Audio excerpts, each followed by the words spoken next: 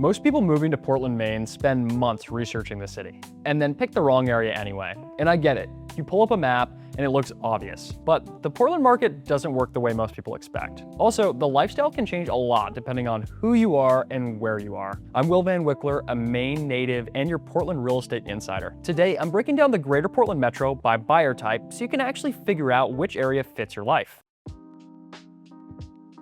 Let's start with younger buyers. Early career, maybe commuting, maybe remote, looking for a way in the market without overpaying for a zip code. The group almost always makes the same mistake. They hear Portland and go straight to the peninsula. And sure, the peninsula is great, but the entry prices there are steep. Inventory is tight, and you're competing hard for every listing. There are smarter moves. Scarborough sits directly south of Portland, and for commuters, the location's hard to beat. You've got direct access to 95, which matters if you're heading in and out of the state regularly, or you just want to skip downtown traffic.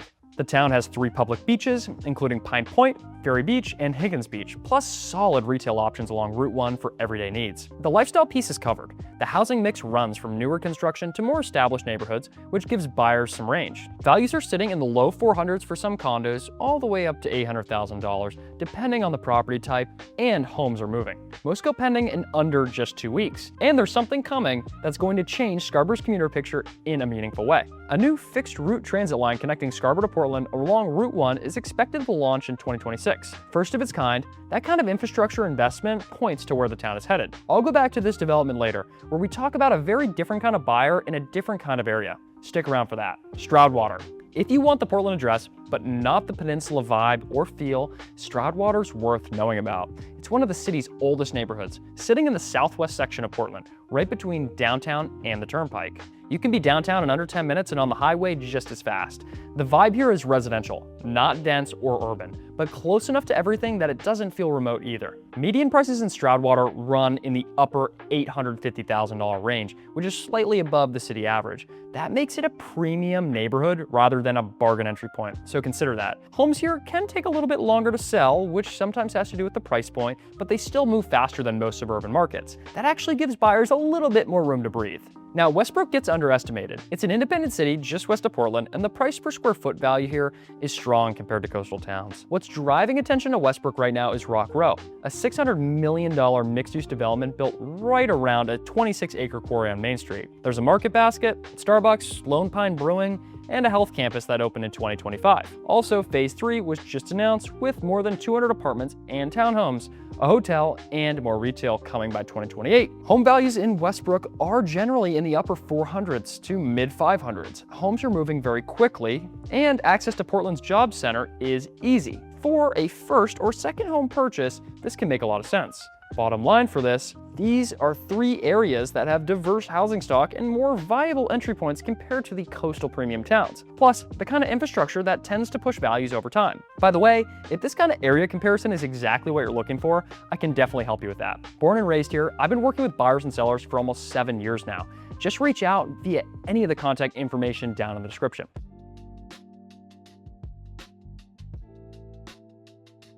Okay, but if you're closer to retirement, that area looks a little different, and that's where we're covering next. First up is Saco, which sits about 20 minutes south of Portland, in York County. That slight removal from the urban core is actually part of the appeal. You're not in the thick of it, but you're not isolated either.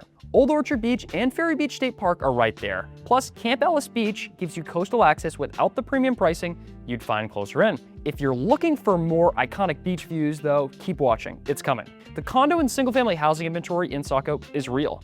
There are a lot of options here for buyers who want to right-size without giving up being close to the coast. Home values here range from the high 300s to the low $900,000 range and even higher. Condos usually stick around that $450,000 to $500,000 mark. So the demand is consistent here, even if it's a quieter market than Portland. South Portland sits directly across the Fore River from Portland, and the convenience factor here is hard to match. Maine Medical Center, ranked the #1 hospital in Maine by US News and World Report, is just across the bridge. The Maine Mall, the largest shopping mall in Maine, is right there as well. And Willard Beach has free public access with parking and summer amenities. The condo inventory here supports single-level living, and home values have been running in the low 600s across all home types. The market has been very active, with homes going under contract in less than a month. And the new Route 25 bus, expected in 2026, also matters here. It'll be connecting downtown Portland through South Portland Portland and along Route 1 towards Scarborough. That's even more connectivity for buyers who'd rather not drive anywhere. I actually have a complete video about retiring in Maine, so watch that if you want to dive deeper. What this means for you if you're in this category is both towns have quiet residential settings, real coastal access, and strong everyday amenities, all without the pricing pressure of upper-tier towns we're about to cover. But stay with me,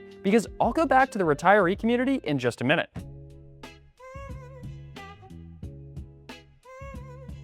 So if you're putting lifestyle above entry cost and you want coastal Maine at its full expression, two towns deliver that level: Cape Elizabeth and Falmouth. The trade-off is price point, and that limited inventory means you need to be ready to move. Cape Elizabeth is a coastal town with roughly 95 people sitting south of Portland, bordered by the Atlantic on both sides. It's where you'll find Fort Williams Park and Portland Headlight, one of the most iconic spots in all of Maine. Crescent Beach State Park, Kettle Cove, Two Lights, dramatic ocean views, rocky headlands, more preserved coastal land than nearly anywhere in the region. The housing stock mirrors the location. Median listing prices in Cape Elizabeth are in the mid 700s all the way up to $2 million.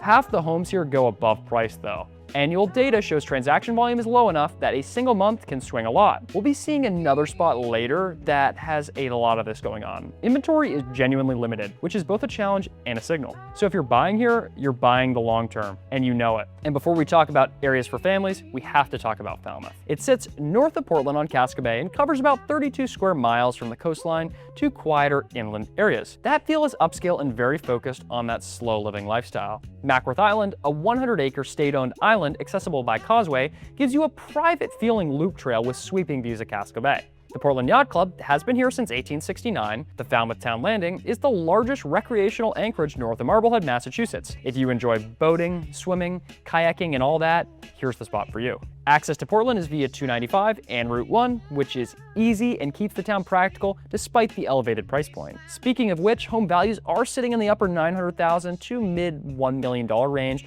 with some listings even going over that, especially on the water access side. Ocean View at Falmouth, one of the region's major retirement communities, is also expanding, so retirees could enjoy that area as well. This points to long-term investment confidence in the town from multiple sides. Both Cape Elizabeth and Falmouth deliver clear coastal lifestyle upgrades, but you're going in with significantly higher entry costs and in markets where you need to be ready to act when something comes available. But there's another category that gets overlooked in Portland, and it's often the most important one for long-term buyers.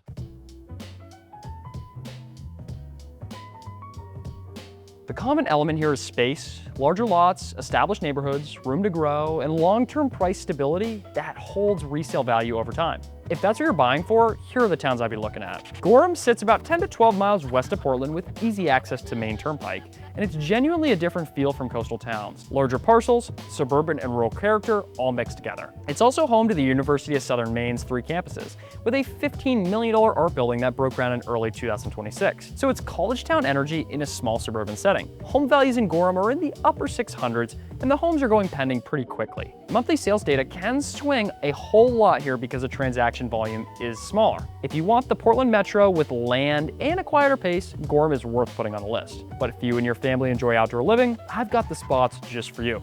Let's go over them. Windham is about 18 to 20 miles northwest of Portland in the Lakes region, and I see this every single day. This is one that families and kids keep coming back to once they start looking at the full picture. Sebago Lake, Maine's second largest lake at 47 square miles, is right there. Boating, fishing, swimming, all at your fingertips. Little Sebago Lake is in the mix too. Seacoast Adventure Park on Route 302 has mini golf, go-karts, a water playground, and a year-round restaurant. Realtor.com ranked Windham zip code among the 50 hottest in the country in 2025, with homes selling significantly faster than the national median. That means real buyer demand, not just hype. Price tags here are in the mid to high 400s, and Route 302 commercial corridor has been growing steadily. The everyday conveniences are catching up to the lifestyle. We're not done yet. Cumberland is the premium suburban option in this group, sitting about 12 miles north of Portland on Casco Bay. It honestly has the strongest community reputation in Cumberland County. Values are generally in the mid to high 700s, and the town attracts buyers who are thinking about long-term resale and lifestyle. Larger lot sizes, coastal Casco Bay access, and proximity to Pineland Farms in New Gloucester. That gives you 30 kilometers of trails for biking, Nordic skiing, and outdoor recreation. So overall, a great option for families and long-term resale value as well. Now, this is not a one-size-fits-all market, never has been. The right area depends entirely on where you are in life, what you're building towards, and what you're willing to trade off to get there. Use this framework, not a shortcut. And reach out to me today if you're seriously thinking about making a move to the Portland Metro. We work through the specifics of your situation, so just reach out to our email, which is on the screen and in the description. But if you need even more help avoiding the mistakes while buying here, watch this video next. I'll give you the data-based insights to guide you through this very important decision. Don't miss it. Appreciate you watching this video, and we'll see you soon.